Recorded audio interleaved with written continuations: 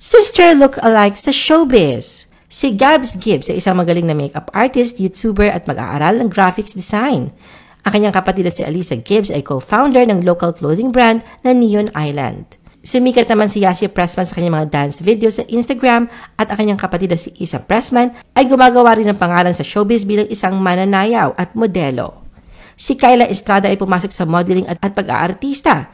Ang kanyang kapatid na si Ina de Belen ay isang aktres sa GMA Network. Si Rian Ramos at kanyang kapatid na si Nadine Howell Fando ay tila magkambal. Si Nadine ay sumubok sa commercial modeling at sa huli napunta sa food industry. Ang magkakapatid na sina Angelina Montano na unti-unting sumasali sa showbiz, sila Samantha at Cheska Montano ay medyo bata pa at hindi pa sumusunod sa yapak ni Angelina. Si Julia Barreto na isang aktres at modelo ay kamukha rin ng kanyang baby sister na si Claudia Barreto na pumasok na rin sa showbiz. Ang magkapatid na Angelica at Mika de la Cruz ay mahilig magbahagi ng kanilang sisterly bond online at ipinapakita nila kung gaano nila kamahal at sinusuportahan ang isa't isa.